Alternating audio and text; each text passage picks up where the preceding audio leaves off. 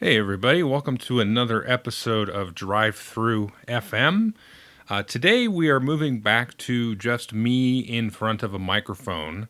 My game room is a little bit of a mess. I did some reorganization and some cleaning and just some much needed attention. But today we've got a lot of topics to cover. So before I get into the reviews, and as you probably have guessed from the title of the episode, my top 10 game mechanics, let's just do a little bit of housekeeping kind of stuff, some general information about what's been going on. Recently, this has been a busy week. On Monday, a podcast dropped on the Dice Tower with myself and Roy of the Spaces Between podcast. Roy also does, I think, most or all of the editing for many of the Dice Tower videos that you see. So Roy and I just kind of bantered back and forth and chit-chatted about a lot of different things, miniature painting. We talked a lot about Marvel Champions, which is just coming out, a bunch of other topics. So if you want to pop over to the Dice Tower and give a listen to that, it was nice to chat with Roy for about an hour. We actually bumped into each other at Gen Con earlier this year at Subway and had a nice chat there as well. So Roy's a fun guy. He's a good guy. And I just had a nice time hanging out with him and chatting, and I think folks will have some interest in some of the stuff we talked about. So that's the Spaces Between podcast over on the Dice Tower. And then a couple of days ago, from the time of this podcast going live, I dropped a Kickstarter preview video for a new Kickstarter called the Honey Buzz. And this is from a company called Elf Creek Games. This is one of, I think it's the second or third game that they've released. I had a chance to play this several times. I caught a demo of it at Gen Con earlier this year. They had actually backed my Kickstarter project earlier in the year to actually get a preview video. So I was ecstatic that the game was a lot of fun and really interesting mechanics. So definitely head over to Kickstarter and search for Honey Buzz, or take a look on the YouTube channel for me, and you can take a look at the preview video, and there's a link to their Kickstarter project. Really fun, innovative, quick-paced game, but there is a good, decent amount of strategy in the game as well.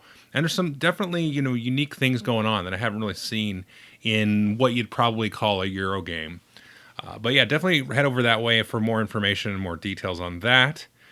And then I think yesterday, from the time that you will hear this podcast, myself, Rodney Smith from Watch It Played, Jamie from the Secret Cabal, Marty from Rolling Dice and Taking Names, and Chaz from Paradise announced this year's tabletop showcase game, which is Catan Starfares. So there's a preview video over on Rodney's channel on Watch It Played, and he kind of gives a outline of that. Well, we all give an outline. We all contributed to the teaser trailer video, and so we talk about what we're going to talk about next week from the time of this recording. So we're going to go through Catan Starfares. I'm going to be doing kind of a playthrough / strategy video where we talk a lot of kind of the details through setup and go through several turns. And so definitely look out for that. Rodney will be doing a how to play. Marty will be interviewing Klaus Teuber and his son, who helped to develop the new edition of the game.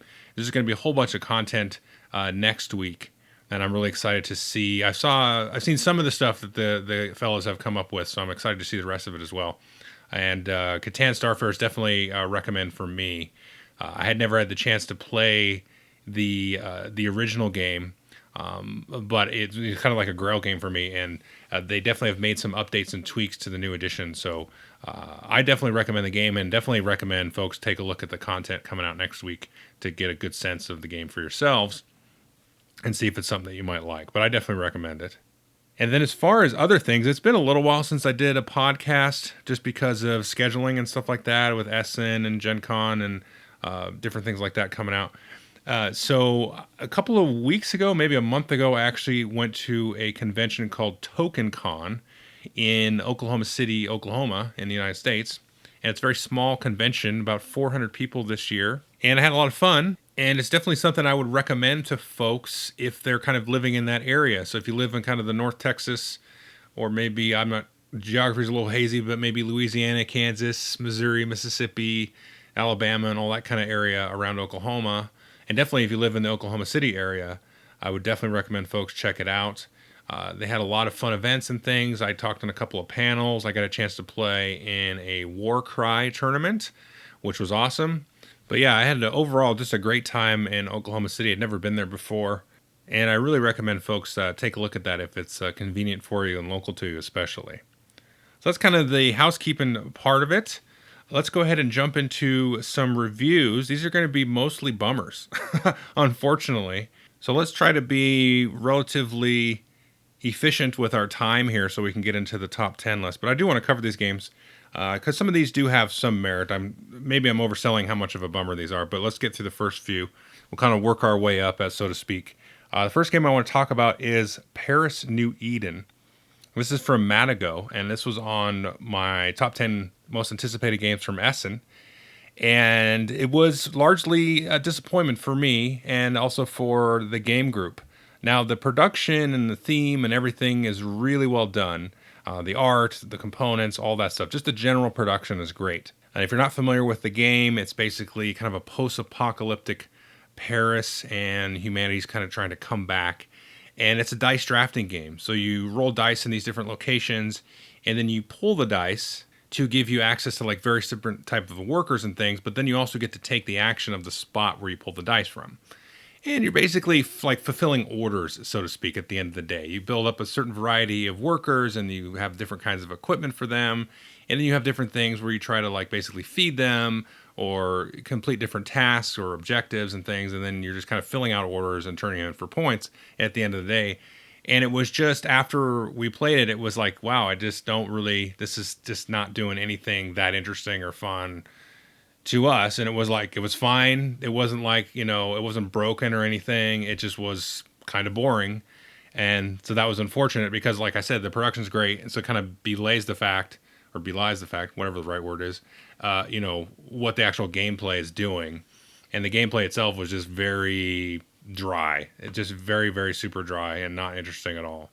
And just really mathy and county as well. It's like, well, if I take this, I'll do that. Give me 2 minutes. Okay, I'll take this one. That's what I'm going to take. And then it was just around and around. And not really anything interesting or exciting. It's just, like I said, fulfilling orders, drafting dice, and just a small little bit of a puzzle to ingest, but not really much of anything else going on. And that's Paris New Eden for Matago. And the next game was also on my top 10 Essen most anticipated list. And this is from Gray Fox game. This is War of the Worlds. And this is another one where I like the production quite a bit. The map itself is very interesting. So it's set based in the War of the Worlds like universe, or based on that story of that novel. So it takes place in Britain. And the aliens are invading. One player is the aliens. The other player is, the humans. And the aliens are invading from the north and kind of working their way down, kind of trying to kill all the civilians and the population. And the humans are scrambling together, playing cards. It's a deck building game. So you have a starting deck of cards and you're kind of bouncing back and forth between playing the cards to get troops out and activate your creatures and your troops and do damage. And then also using them to spend the money on the cards, so to speak, to get new cards into your deck and trying to trash cards. So it works fine. Again, it works fine. The production's great. I like the art. This edition that I had was like the retail version, which just had standees. And I think there was like a Kickstarter edition that had miniatures. I thought the standees were fine. Like they looked nice, so I didn't really miss having the miniatures at all in the game. But the card play itself it got really redundant after a while because it's sort of like, I don't want to say pretends to be interesting, but it's sort of like, it seems like it'll be interesting because the alien is trying to wipe off all of these like civilian cubes. There's cubes all over the map at the start of the game. They're just trying to basically destroy all of those cubes. And then the humans are just doing damage to the aliens. They can't really ever actually kill or just, remove any of the alien things that get summoned, but they're just trying to do a certain number of damage. But those walkers and UFOs and stuff will still be coming forward. And so if whoever basically gets to their threshold first wins. So if they wipe out all the cubes, the aliens win. If the humans do 30 damage points, I think, then they win before they get all their cubes wiped out. But the thing is the cards are just like move the alien or move the tank or move the battle carrier in the ocean and fire with it, and like that's it. Like there's not really any deck manipulation things. Now some of the cards you can play them and they'll say like do 1 damage, or if you destroy the card, do 2 damage. So that's really the only kind of like card manipulation choice thing you have, other than do I play the card or use the card to spend, for getting new cards. Yeah, so there was no like draw more card things or like any kind of cool combos or effects or anything like that. It was just moving troops around and you basically look at your hand and go, okay, well maybe I'll spend a little bit and move these guys around. So the choices were just very, very, very minimal.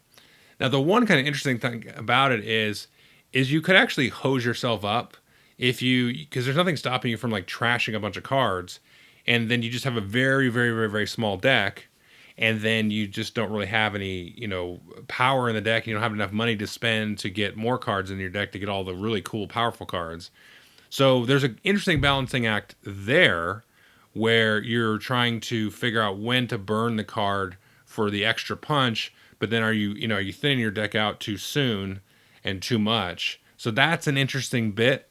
But just in terms of once you kind of get over that hump of, maintaining a decently sized deck, but not too big, not too small, once you get over that hump, there's really nothing else to the game. And there's no funky deck building stuff. So if I compare this to like a Few Acres of Snow or some other games like that, Mythotopia, and some other sort of 2-player head-to-head, dudes on a map, fighting deck building games where there's a board and tactics and area control, this doesn't really have any of those sort of next level types of cards that you can pull off interesting combos with. It's just like, okay, I bought these cards, so now these cards are in my deck, and now I can move this tank or move this tripod from the aliens, and then now I can shoot with them. Now next turn I can move these guys and shoot with them, and I can move these guys and shoot with them, and maybe I bought a card, and maybe I spent it. So there's not really anything else beyond that. That's all the cards do. So again, that's kind of a disappointment. Again, nice production. I really like the board on this one, the map. It was nice, and the artwork was great. But I really liked the map was like very dark and looked, but it wasn't too dark. Like it was purposefully dark and interesting to look at, and it was very sort of gloomy, and there was a little bit of oppression and doom, I thought, with the way the map was drawn. So that was really cool.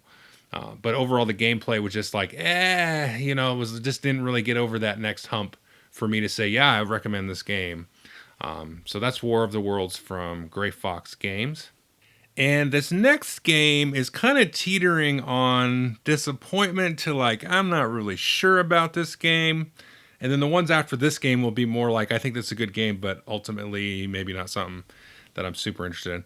But okay, so the next game is Cities Skyline.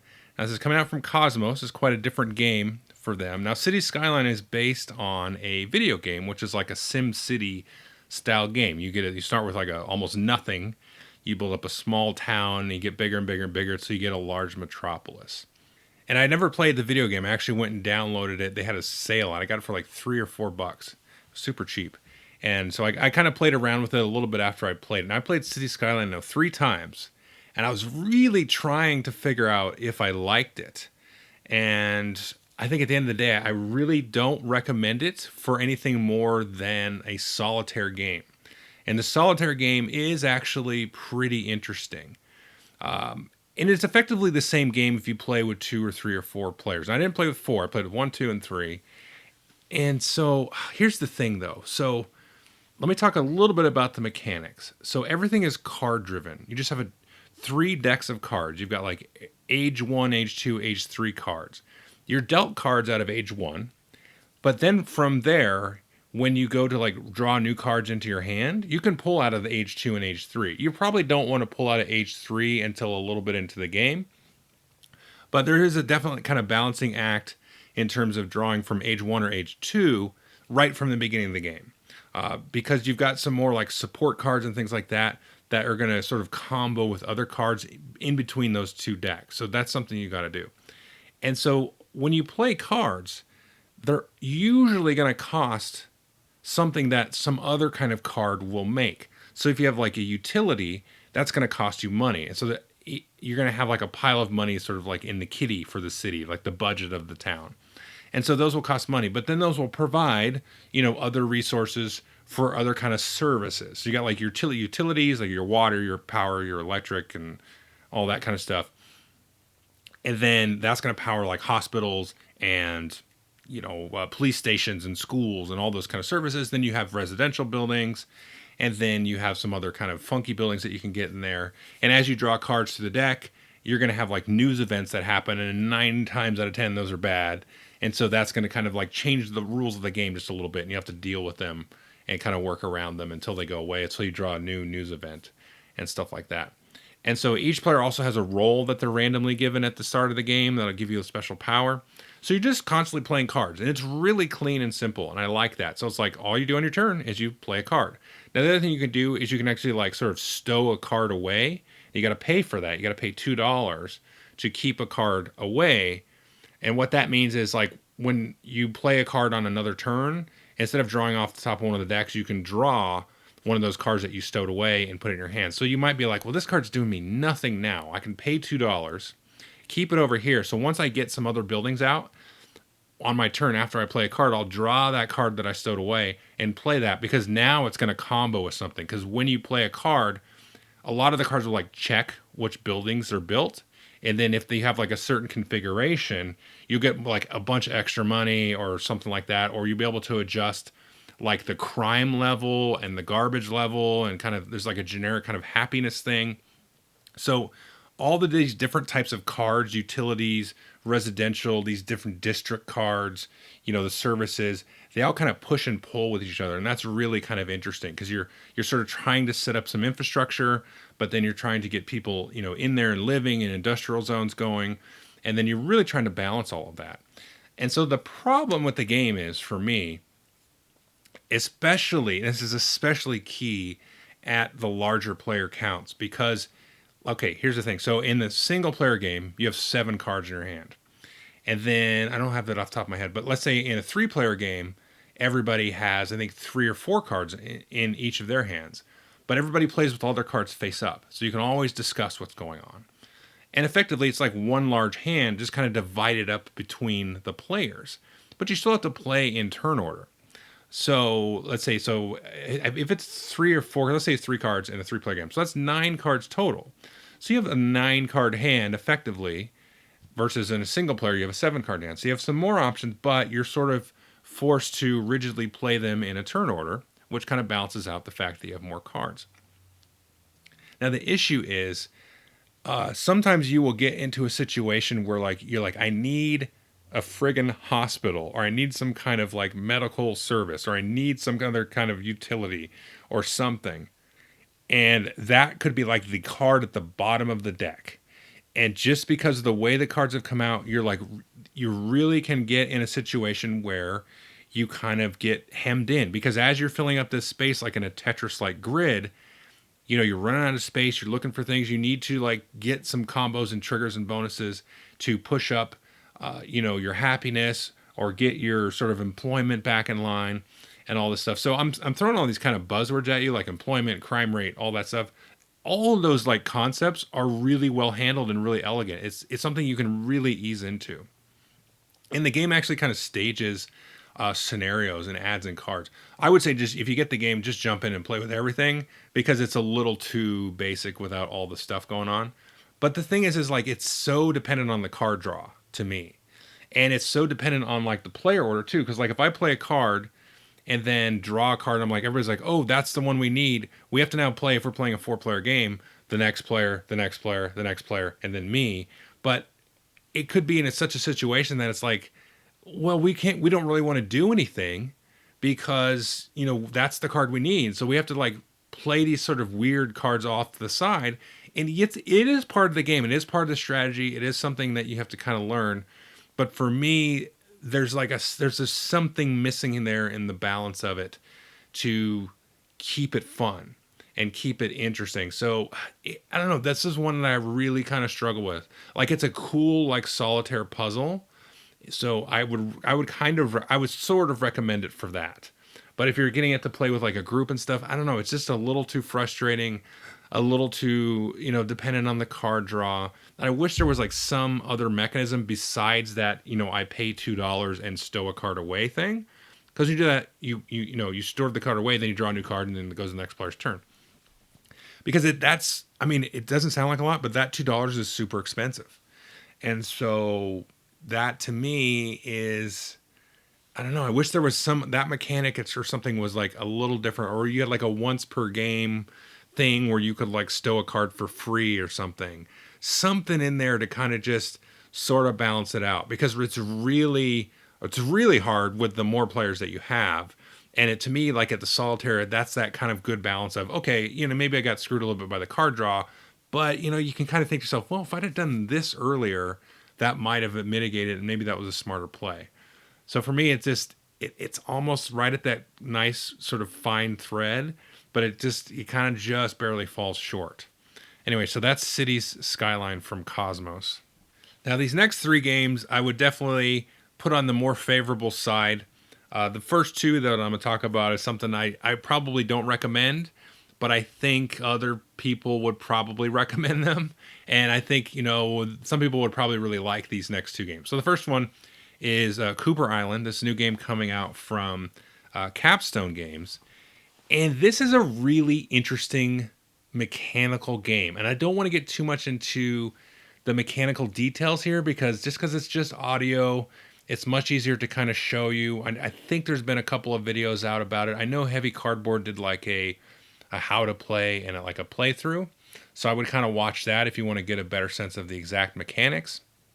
But for me, where this one kind of falls short is it's really just a fantastically like numbing puzzle, which is great. Like it's really well like packed and designed and just crunchy. But then at the end of the game, I'm like, holy cow, like I did all of this work for, I feel like, nothing. And that's something that has been sort of a consistent theme with a lot of people that I've talked to, that I've played it with. And there's people, though, in my group that like it definitely more than me. But there's been other people that kind of agree. It's like, yeah, it was cool and it was neat. But it's like, I didn't really feel like I was doing anything. The theme kind of drops away. And there's a lot of cool, interesting, kind of crunchy things. So this is like one I would say, try it before you buy it, probably. And it does a lot of interesting, funky things that I kind of feel like I want to pull out and put in other games. But it's just a smorgasbord of just weird, funky mechanics. And I was excited about that because the designer is the same designer as La Granja, which came out a few years ago, maybe 3, 4, maybe 5 years ago. And that's a game that really, those mechanics I think really work well together. And this one, I mean, they work. They're balanced and they're designed well. And it's just like, at the end of the game, it's just like, I don't really understand what even happened. Like what are we even doing here? And it just feels like the most egregious, like over the top Baroque type of Euro. And I don't think like I'm not going to come down and say like that's a negative thing and we shouldn't have games like that in this world or anything like that.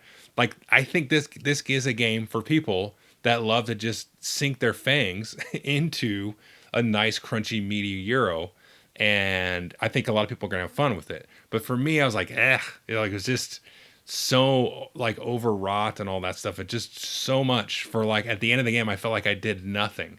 Yeah, it's just a little too tight and fine and just not really what I want out of a game like this. But, I kind of recommend folks give it a shot, because you might actually like it and your group might actually like it. It's definitely not bad. Anyway, so that is Cooper Island from Capstone Games. Now, the next game I'm going to talk about is Carnival of Monsters. It's a Richard Garfield game published by Amigo, and this is a card drafting game. And it's a very interesting card drafting game where you just get a hand of cards and you're drafting them and you're trying to hunt monsters.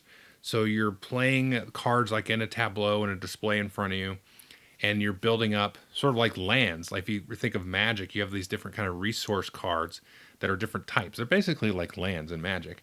And you build these up, and once you get a certain threshold of them, then you can defeat certain types of monsters. And then there's like some monsters that are like more wild. I forget what they're called, like fantastical monsters or like psychedelic monsters, something like that. And then, so you just do that and you play 3 rounds of it. And there's, cards. Sometimes you can keep a card and you can pay for it. And then, you can play cards to get more money, and, that'll kind of get a little bit of your engine going. And then as you sort of play around, and then you're going to have a certain number of monsters that you tried to like capture in front of you. And if you don't have enough like firepower, then you've got to roll some dice there to make up the difference. And then you might, take a penalty if you can't quite, get all the combat abilities up to based on your cards and the dice roll to keep. And it's pretty chaotic and wild, but it's also like a lot of fun too. And I really did like my play of it. And it would be something that I would have a hard time recommending to a lot of folks because it was really walking all over the place, but I like that about it. But I don't know. I would play it again for sure. Like I would play it a couple more times. But I can see a lot of people being pretty frustrated with how the cards kind of play out. But there is some, interesting stuff that you could kind of chew on and try to, draft smartly and get yourself set up.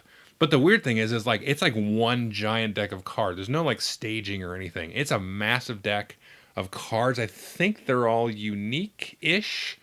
I mean, there's definitely a lot of variety and variability within that giant deck of cards. But that's kind of interesting too, because that gives you kind of like each play is going to be, a lot different theoretically than the last play. And the order, like there's no like order. Like when you're in the 3rd round, it's not like you're getting at the harder monsters necessarily. You might have them coming out earlier on, and there'll be like an objective or some kind of rule change each round too. And there's a deck of those cards to kind of change up what things are worth and, what kind of the favored monster type is for that round and that kind of stuff. But it plays pretty quick. I think it took us probably 45 minutes to play it. And it's pretty straightforward with the rules. And it's just interesting and fun. Like it's a hard recommend, but I had a lot of fun playing it and I would play it again. And it's just kind of a wacky card drafting game. And it's just pure card drafting. Just draft cards, set up each round at the end of the round and score and figure out what you got. And then that's it.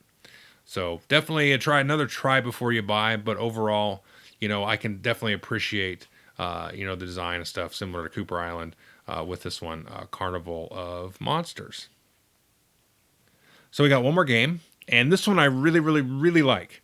Now, it's been out for about 4 or 5 years, and I actually played it at TokenCon. Paul Burton, who's one of the organizers of TokenCon, taught it to me. It's a trick-taking game. It's called Skull King. Like I said, it's a few years old, and I really like this game, and I'm kind of upset that I missed it because now I'm going to go pick it up, and I've seen it on Amazon for like $7 or $10. And it's really a lot of fun. And it's just one of those trick-taking games that has a couple of little twists that just make it really, really fun. And there's a bidding aspect to it, which is something that, like, sometimes I like in a trick-taking game, sometimes I don't. Sometimes you play a trick-taking game and people are bidding how many tricks they're going to take. And that's a hard thing if you've never played it. But this game seemed to kind of ease into it and still have some good meaty decisions in terms of like what you're bidding and what you're, how you're trying to sort it out. And there's like multiple like layers of trump cards. So you have different suits of cards, and then you have like one that's better than the other. And they have some real kind of like power cards. So sort of like a teach you or some of those other kind of ladder climb games. You have some of those kind of bomb type cards in there too. And the way that those sort of stack up against each other is really interesting as well. But it's very elegant. Like the rules are not complicated at all.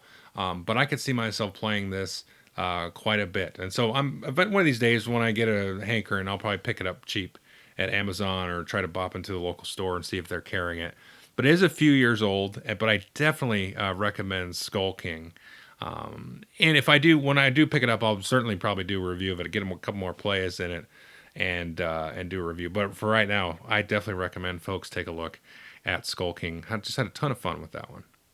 Okay, so let's take a little bit of a break, and then we'll come back and talk about my top 10 game mechanics, and I'll kind of explain when we come back how the list was made.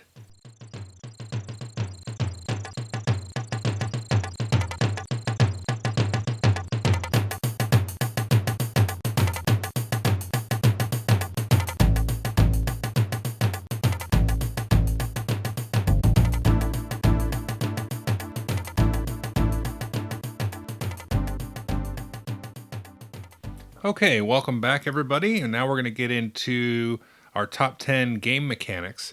And so I actually had posted on the Board Game Geek Guild because I was really struggling with the topic for this week or this month. And I was like, top 10 lists seem to work.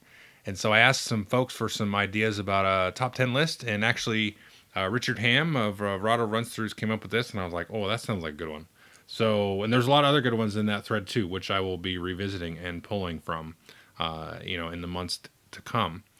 And so he basically said, do your top 10 game mechanics and then do your favorite game from each mechanic. So this will be ordered in my favorite mechanics. So it's ordered by the mechanic and not the game itself. So you might look at this, you will look at this and say, hey, isn't that game ranked higher on your top 50 games of all time than the one that's above it? Well, yeah, but again, I've ordered it by the actual mechanic itself. And I thought it was kind of a fortuitous suggestion because recently Board Game Geek actually revamped all of their game mechanics section based on a book that had just come out from Jeff Engelstein, who used to be on the Ludology podcast, as well as having designed several good games. And then also Isaac Shalev partnered with him, and they came up with a book called Building Blocks of Tabletop Game Design, which I still need to pick up. And I really want to pick it up and go through it. So what they did is sort of like a taxonomy of games, and they tried to just do all of, like I said, like the title says, the building blocks of game design. And so they kind of build through that, and they show examples of various games that will meet these different criteria. Well, Board Game Geek has adopted that and sort of plugged that into their database. Now, one thing that I thought was interesting is I think that's still an in-progress thing, because some of these mechanics that I'll talk about, I was like, well, how come this game is classified with this mechanic and not this other one too? Because there's this other game that's just like it, but it has that mechanic associated with it. So I think that's a little bit in progress, and that's probably pretty user-driven as well. So I think it will take, some time, probably some years actually, before things get sort of, settled, as it were. Now, I did want to do a couple of honorable mentions kind of because of that. And that's kind of for a couple of reasons. So the first honorable mention I will say is deduction. Now, not social deduction, but like just deduction. So you think of Clue, like process of elimination. There's a lot of games like this. And one of my favorite games of all time is Cryptid. And I did not see like deduction as a mechanic. And so I think that is a mechanic. It's not just a type of game. Whereas co-op was listed as a mechanic. I'm like, well, co-op's kind of a mechanic, but isn't that more like a kind of game? Like a war game to me, or Euro game, or whatever. Co-op is a type of game, not really a mechanic. So it has co-op as a mechanic, but not deduction. And I was like, that's a bummer. Because deduction is one of my favorite mechanics. I really like that, where you're trying to sort of, figure out a mystery or a puzzle or something, or, through the process of deduction. And Cryptid right now would be my favorite of that kind of game. So I wanted to kind of give a special plug to that. And just two other games that I really like that kind of just barely kind of missed the cut. Now, deck, bag, and pool building is a mechanic, so deck building basically. And for me, that would be Thunderstone Quest. Although that's not really a mechanic I like that much. Like deck building, it's kind of played itself out for me. But I still do like it once in a while. So I would say I just wanted to kind of mention Thunderstone Quest, probably my favorite kind of pure deck builder. And then the other sort of honorable mention has to do with tile placement, which I usually do not like. This one, if it's like a tile placement game, I just don't really like tile placement. Like I just can't get into it. But Tigris and Euphrates is again one of my favorite games of all time, and to me just blows, I think, just about every tile placement game out of the water. So I just want to kind of do kind of a quick honorable mentions there. But let's jump into the top 10 list. And before we get in the top 10 list, I should say there will be a link to the building blocks of tabletop game design on Amazon there. I think you can get it in paperback and hardback and stuff. So if you're interested in that book, there'll be a link to it as well. You don't have to go look for it. So the first mechanic, the number 10, is auction and bidding. So my favorite kind of auction bidding game is modern art. And I would say that probably is I don't know if it's like my favorite game with auction and bidding, but to me, it's like when I say auction and bidding, I'm like Modern Art is the one that I would go right after. And if you watch my top 50 videos, you know that this game has been up and down in my life. Like when I first played it, probably 15 years ago now, I loved it. We played it to death. The group loved it. We played it all the time. And then probably going back, 5, 6, 7, 8 years ago, I started playing it at lunch at work, and then I absolutely hated it. I was so sick of it. But then I played it more recently in the last couple of years, and I really started to like it again. And so this is one that could be pretty wild. People can make bids that are just really, you're like, what are you thinking? What are you doing? You just threw my game off, but maybe it makes sense that they bid it that way. Maybe it doesn't. And, so it can be pretty wild and crazy, but it incorporates like all kinds of auction mechanics. So you have like a silent auction. You'll have just the random auction where you shout out values. You'll just have auctions where you go around the table and stuff like that. So it kind of mixes it all in there. So you get to play with all those mechanics. And because those mechanics all kind of sit next to each other, that for some reason makes it a lot more fun. Where it's like, okay, so I know based on the type of auction they did last turn how they're behaving, but maybe they'll behave a little bit differently because now we're doing a silent auction. So having all that kind of stuff juxtaposed next to each other really does makes a cool game, I think.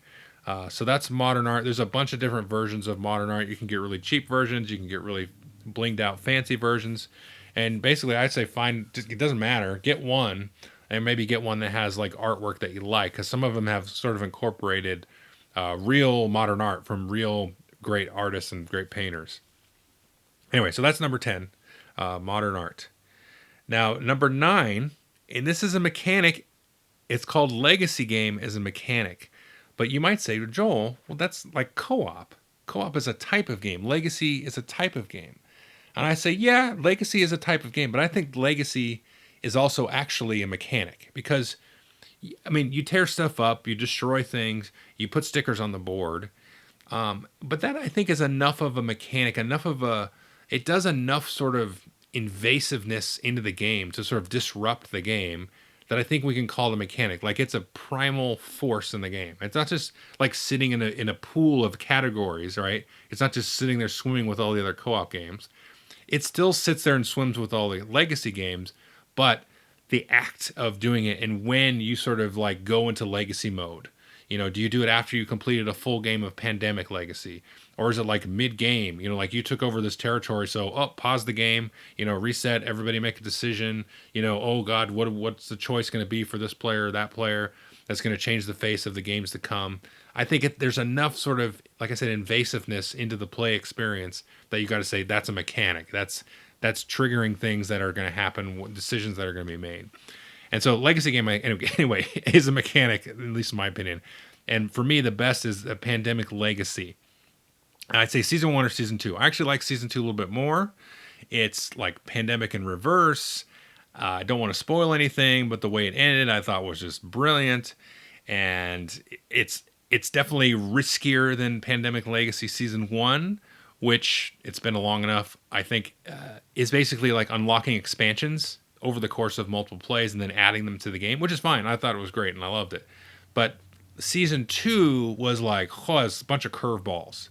And it really was like just very, very Hollywood-y type of ending, sort of. So I really liked how that one deviated from the norm. But again, I think I'm probably in the minority with that, and I still really did like season 1, obviously. But to me, I think it's the Pandemic series, the seasons are kind of the epitome of this legacy style format. And, not only does it kind of affecting your mechanical decisions, but it's affecting the story. And it's just a huge impact in terms of like, the way that the events go and the choices. And you can really kind of see, it's very obvious that you can see, you make a choice in game 8, then you get around to game 10, and you're like, oh, well, if we would have chosen the other thing, we know this would have worked out differently. You don't even have to go like peek or anything. You just know, like, okay, well, because we did that, this is what we're dealing with. And so that it feels rewarding. Maybe it's not great, maybe it makes the game harder or something, but you still know, like you still have you still have this like certainty that like, okay, well, we screwed that up, or we made a really good decision back then. And so I like that it gives you that knowledge, and it kind of wears that on its sleeve, I guess, a little bit, you could say. But anyway, that's number 9, legacy game, Pandemic Legacy. And then number 8, I would say, is card drafting. And this is one that I used to really be into card drafting. I think a little bit less so recently, but for me, Blood Rage is my number 1 card drafting game. And that's because kind of the rest of the game. Because it's really just an area control style game, like a Chaos in the Old World and El Grande, any of these real straightforward area control games. And where timing is very, very important in terms of like when you move your troops in and all that kind of stuff, and positioning and all that basic area control stuff. The card drafting here is the element that comes in and sort of smashes all of those sort of, tendencies of those kinds of games. And I just love it. And there's even like the Loki strategy where you can try to lose regions and stuff. Now players have to know that strategy exists, or else somebody could really abuse it, which is fine. The first time somebody does that, you start keeping those cards away from them. And so all of the variable special powers and stuff that you can get in the game with the cards that you draft, and the cards will allow you to like recruit these giant gods and things like that to come in, or these demonic kind of creatures to do things for you. It just really spices the game up, and the card drafting is just kind of asserts itself into the game. And it creates like a 2-part game for each round. So you have the card drafting is very quiet. There's a lot of grumbling, and then you get into a lot of the action playing of the cards, kind of playing the real combat of the game. And the game just kind of erupts at that point and becomes very visceral and bloody and all that stuff. All right, so that's number 8, and that's Blood Rage. Now, number 7 is a game we've already talked about today, and this is Trick Taking, and this is Skull King. Now, obviously, I need to play it again, but like I said, I was super enamored with Skull King, which I sort of reviewed just before this topic. But man, I really, really did enjoy this game. I was really blown away by it, and it has your basic trick-taking stuff, like you're playing spades or hearts. So it's definitely not a ladder climbing game, but it has some flavor of that with these kind of special bomb card things going on. And it has a bidding thing, which is, more prevalent in some of the more traditional trick-taking games, where some of the more modern ones don't necessarily always have like a bidding aspect into it. And the bidding aspect is something I don't really always like. But in this particular case, like, they do a really cool job with it. And trick-taking games are nice because, at least in my experience, a lot of families that I've known, I would say probably not most families that I've known, but enough that have played hearts and spades and cribbage and stuff like that, at barbecues or, family gatherings, that kind of thing.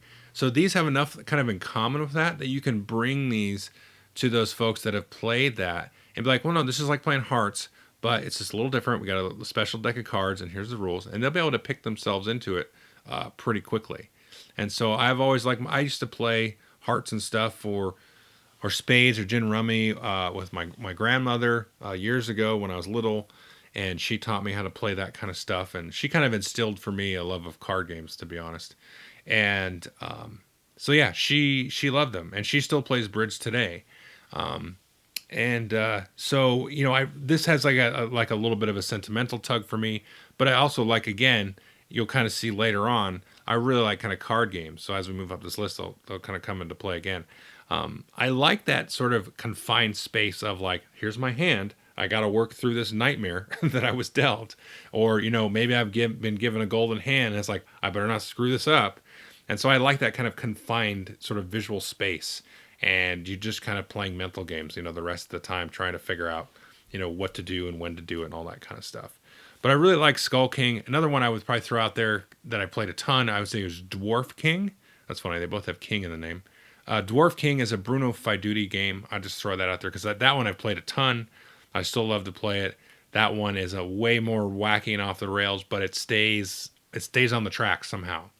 Dwarf King, I did a video review of that way back when. I haven't played it in a few months. Probably not a year, but it's been close to that long. But I definitely would recommend Skull King or Dwarf King for number 7, which is Trick Taking. Now, number 6 is real time. And there's not a lot of real time games really out there. That's if you compared all the mechanics and the number of games that had a mechanic, real time is probably at the bottom of the list. But if it's real time and it's good, I really like it. It is a riot. It's a party, really, is what it is. And my favorite real time game is Captain Sonar. Captain Sonar is like two teams, usually of 2 or 3 players each. You could do 4 players each as well. And you are playing each a mini game and driving these submarines around and trying to blow each other out of the water. And you're trying to like listen to the commands that the other team is shouting out, because you're going to say left and the guy's going to go left, and then you're going to say right and the guy's going to go right, and the other one's trying to sort of figure out. There's one player trying to figure out where you could be based on that, trying to do some deduction. The one is like trying to maintain, like the engine room and all that stuff, and the other one's like loading torpedoes. And so there's like the captain in the middle, kind of divvying out those commands and those orders. So this is a really, really neat game, and we've played it quite a bit. It's been a little while since we played it at the group, but we played it quite a bit. And anytime anyone wants to play this, I'm like 100%. I'm all in on playing Captain Sonar. Now, other games like this, like Space Cadets Dice Duel, right in there, that same kind of thing. Captain Sonar kind of replaced those for me. But I definitely recommend Captain Sonar. For some reason I hear a lot of people, and everybody can have their opinion, that's fine. A lot of people are like, I don't like that game. It's not a lot of fun. And for me, a lot of times people say, well, I don't like Blood Rage because of this. I don't like Kalis because of this. I don't like to play miniature games because of this. 100% get it. When somebody tells me they don't like to play Captain Sonar, I'm like, really? Like, what's wrong with this game? But, maybe people don't like, being loud. That I get, I guess. But, man, there's like nothing that's not fun about Captain Sonar to me. Now, I don't own it. As much as I'm, acting like a goofball about it, it's not in my top 50. I don't have it. So it probably would be. There's a guy in our group. I think there's 2 people in our group that have it. And if they bring it, I'm like, I'm in. But, yeah, it's a really fun game. Oh, so that's number 6, a real time with Captain Sonar. Great game. The number 5, and this is okay. The category is trader game, and this game that I'm going to talk about also has like hidden roles, because the trader part is not really. It's very important, and the hidden role part is also very important. So to me, those are kind of the same thing. But I guess you could have hidden roles and not have a trader. But why would you have hidden roles? So that some of these mechanics, like I said, they don't. It feels like they're still kind of sorting through them a little bit, and at least in terms of how they're applying them to and on Board Game Geek. Because I think trader game and hidden roles for this game both apply. And this is werewords. So this is like a werewolf, a One Night Ultimate Werewolf Resistance. I've talked about it a bunch on the channel. The reason I like this is it's basically werewolf, but you're doing this other game at the same time. You're trying to play 20 questions, or what was the original game? There's a game from Oink Games called Insider, where everybody's trying to guess a word, but one person doesn't know the word, but you're trying to do it in such a way that they don't find the word. It's a little different here with werewords.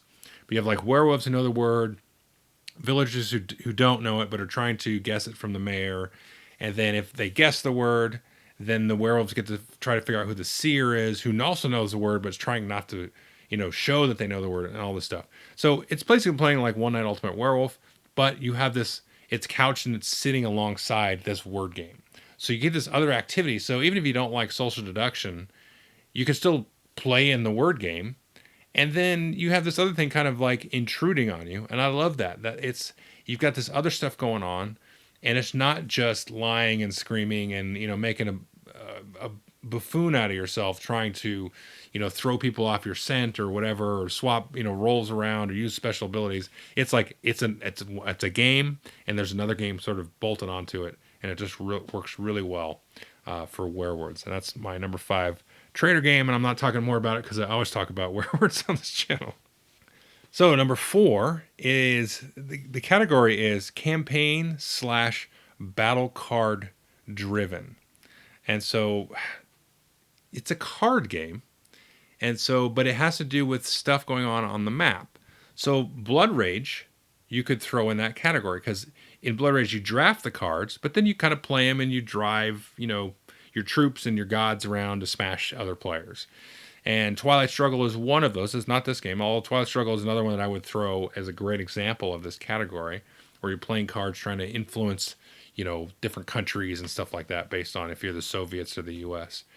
My favorite is Combat Commander, and just that series. There's been like Combat Commander Europe and Combat Commander Pacific and stuff. So just as a general rule, Combat Commander, that system to me is the best kind of campaign battle card driven thing, because the cards in this game just do so much. They dictate the outcome of combat, and they have special abilities, and you can use them to sort of there's like multi-use cards because you can kind of spend them in different ways, and it leads to a very cinematic style of game. I feel very much like you can feel the smoke on the battlefield and the bullets ricocheting and that kind of thing that you often hear some people talk about when they're playing these kind of squad level skirmish games. For me, this is the game that, elicits all of those kind of feelings of a World War II, squad level skirmish battle game. And I'd say, frankly, I would say just go watch my review of it. I talk a great length about it. And there's something about cards. That's the one thing I want to kind of mention here. So there's been a couple of things we talked about: card drafting, we talked about trick taking, and now we talked about this card campaign, battle card driven, card driven actions that are sort of attached to a map. And that's something I really like about that. Again, that confined space. Here's like your daily catastrophe. Here's your hand of cards. Work through this mess and then, get through it.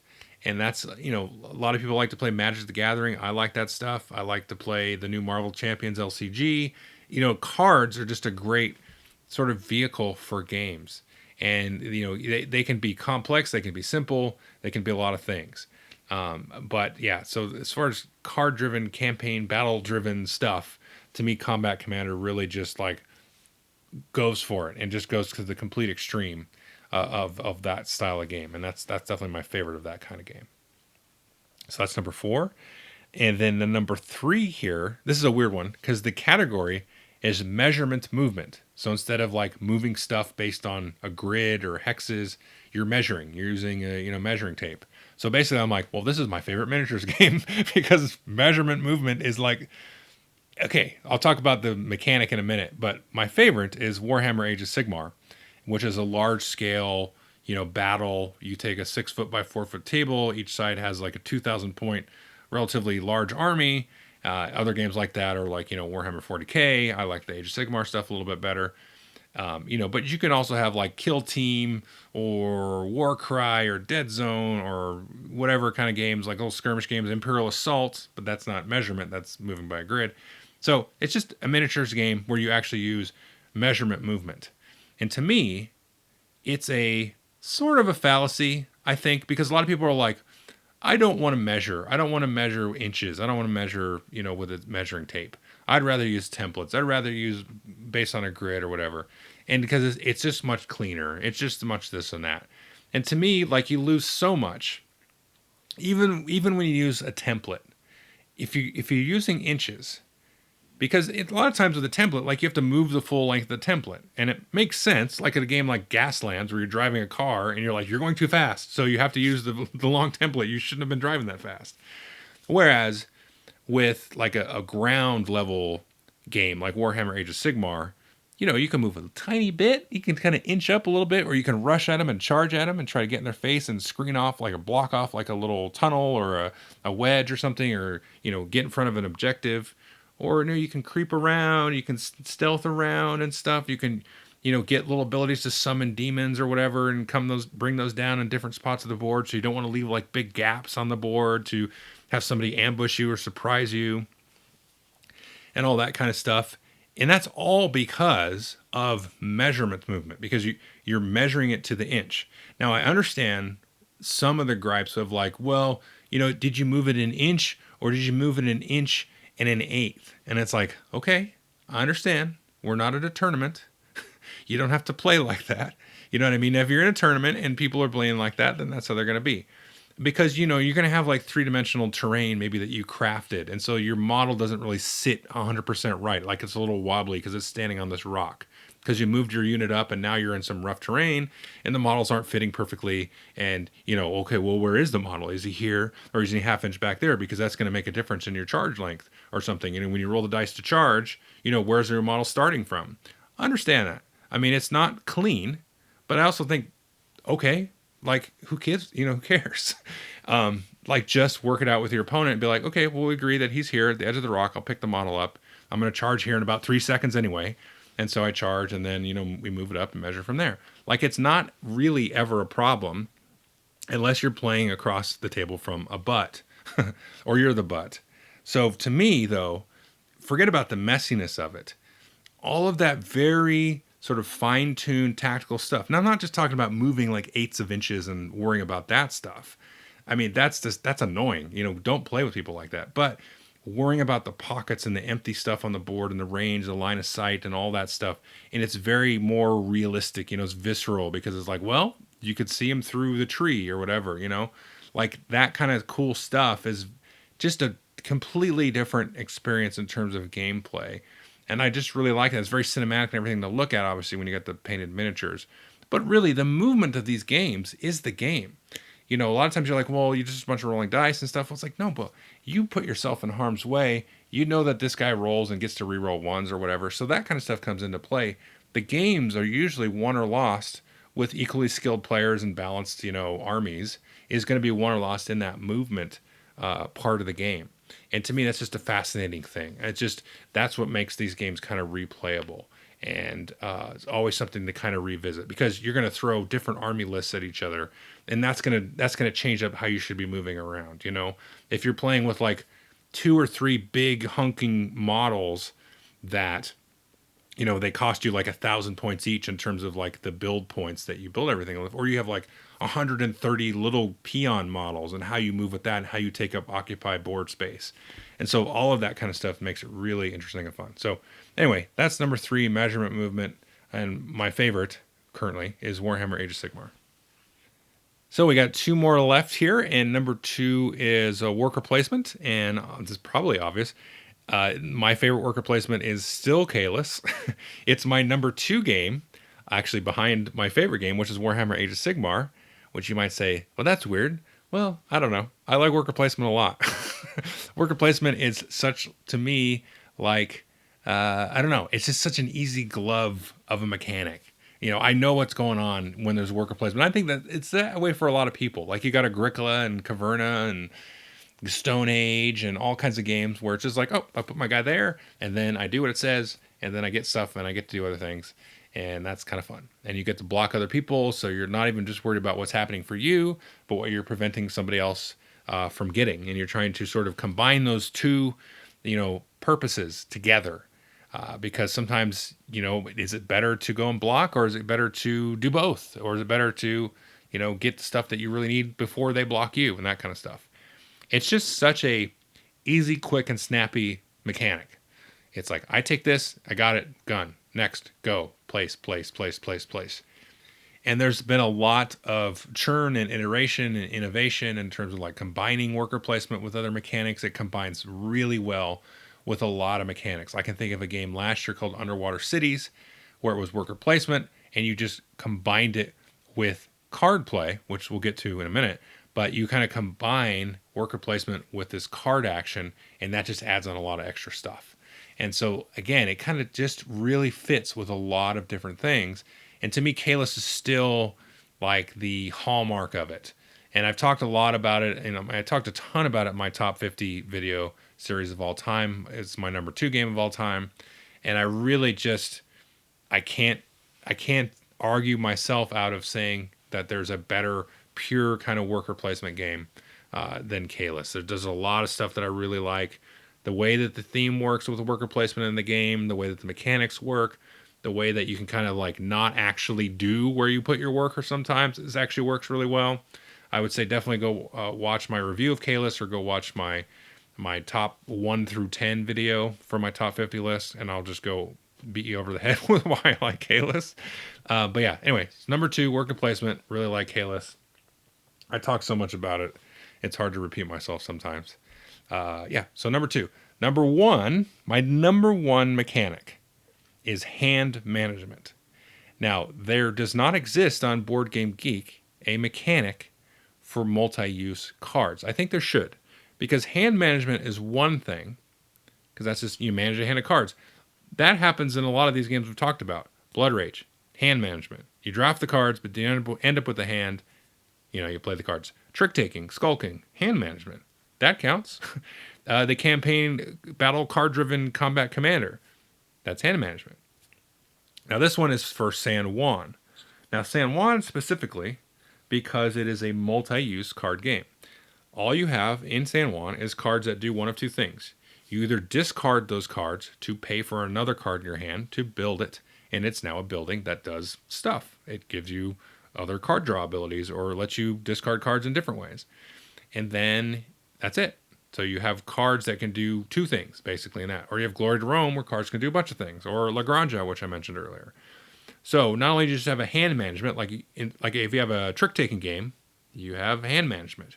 But now you have cards that can do a couple things. They do different things. And the new Marvel Champions game is a good example of this. I've got a hand of superhero cards. I can't use all of them because I got to discard some of them to pay for it.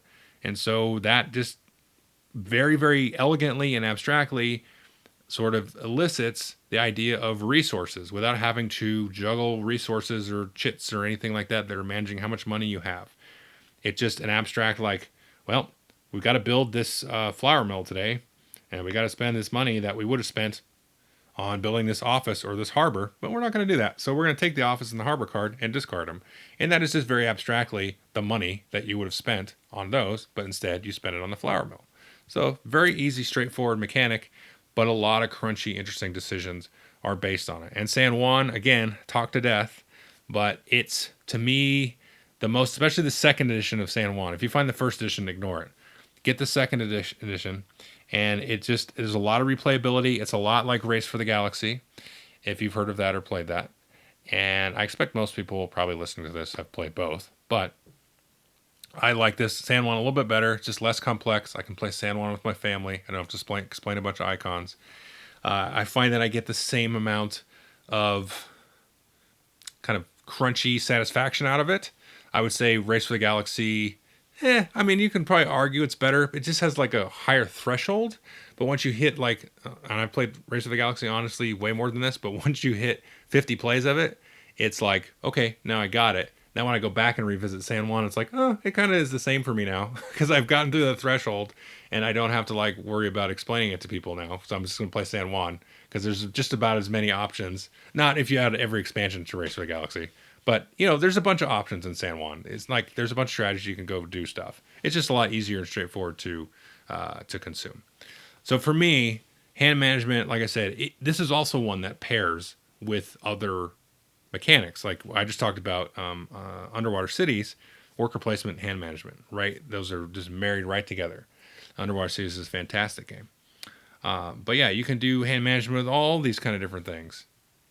I mean, if I look at my shelf now, and look at all the games that have cards in them, we would say Airlines Europe, Ticket to Ride, Imperial Settlers. London is another one that I would throw right up there. That's a pure hand management multi-use card game. Great Western Trail, it's got deck building, it's got hand management. Brass, all the Brass games, hand management. Agricola is a good one. Urban Sprawl, Through the Ages, deck building games. Forbidden Stars got deck building in there. Even Jaws, the new Jaws game, it's got a hand management idea, in the second phase of that game. There's just so many things. And there's a lot of, you can combine it with a miniature games, like the Warhammer Underworld series. It's a little miniature skirmish game. You got cards, and that's helping you drive the game. All that decision space, again, packed into a little space. Imperial Assault, the skirmish game for that.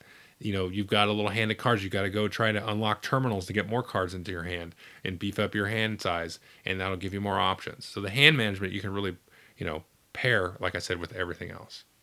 Anyway, so that is it. So that's the podcast for November. We should get back onto a little bit of a regular track. I got some more games that are coming down the pike to review. Next week will be the Catan Starfarers kind of playthrough and strategy video. Definitely take a look at all the tabletop showcase stuff coming out next week too. And then from there, I'll be at BGG Con after next week. So if you see me there, say hello, and we can chat for a bit. And then those should be, I don't know if I should be able to drop a video out before I leave for BGGCon. That might be dicey. So you might get like an overwhelming wave of videos or something when I get back from BGGCon. Because I know I'll play some games there. I got a couple of games queued up that I'm not actually sure how much I like them. But I do kind of like them. But I'm not going to say anything yet. And then, so I might drop a video for one of those two games before I leave. If not, it'll be probably when I get back. But anyway, everybody take care of themselves. If you live in the United States, have a nice Thanksgiving break. Hopefully you get enough of a break there during that week. And if I see BGCon, definitely say hello. And everybody take care. Thanks.